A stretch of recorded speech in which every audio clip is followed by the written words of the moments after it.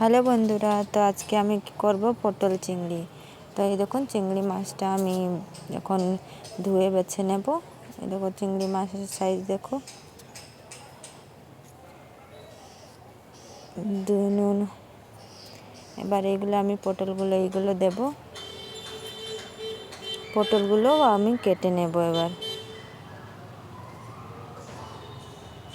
আমার মাছটা বাছা হয়ে গেছিলো। এবার আমি কড়াই বসিয়ে যখন গরম হয়ে গেছে চিংড়ি মাছটা নুন হলুদ মেখে এবার ভেজে নিচ্ছি।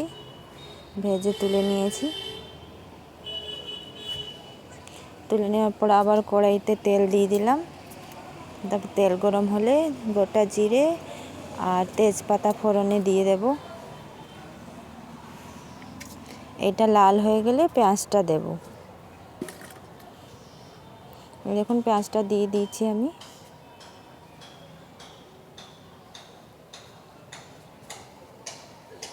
পেঁয়াজটা লাল হয়ে গেলে আদা রসুন বাটা দিয়ে দেব। দেখুন পেঁয়াজটা লাল হয়ে গেছে হালকা হালকা। এবার আদা রসুন বাটাটা দিয়ে দিলাম। আদা রসুন বাটাটা লাল হয়ে গেলে টমেটোগুলো দেব।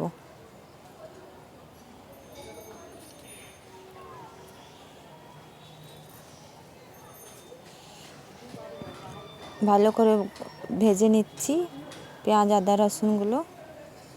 এবার ওর উপরে আমি পটল আলু কেটে রেখেছিলাম ওইটা দিয়ে দিচ্ছি।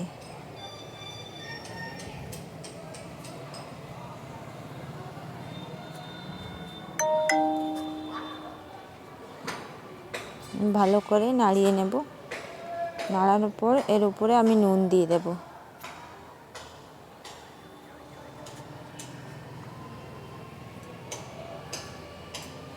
দেখুন নুন দেওয়ার পর ভালো করে সুন্দর করে এই পটল আলুগুলো আমি ভেজে নেব এর উপরেই।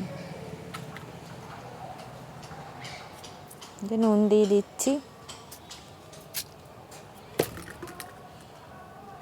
তারপরে এই যে ভাজা হয়ে গেছে হালকা হালকা ভেজেছি, এবার টমেটোগুলো দিয়ে দেব। এইটা আমি অন্যরকম রান্না করছি। আবার পটল আলু আগে ভেজে তারপরে রান্নাও মশলা কষিয়ে তারপরেও করি। এটা কিন্তু এরকম করিনি, এইটা মানে শর্টকাটে রান্না করেছি।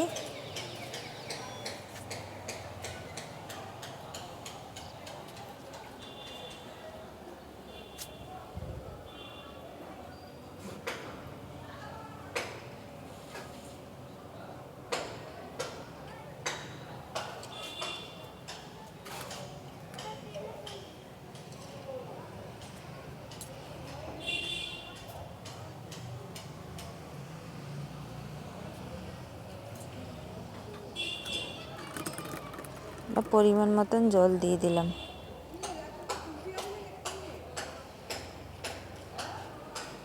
বেশি ঝোল করব না।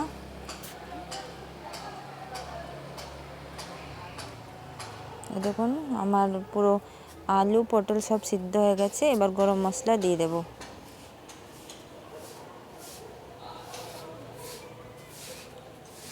গরম মশলা দিয়ে ভালো করে একটুখানি ফুটিয়ে নেব, তারপরে নামিয়ে দেব আমি। হয়ে গেছে আমার, এবার ঢেলে নেব। এরকম করে পুরো পাতলা করে করেছি, পুরো শর্টকাটে। আর ভিডিওটা ভালো লাগলে লাইক কমেন্ট করে দেবেন আর চ্যানেলটা সাবস্ক্রাইব করে দেবেন।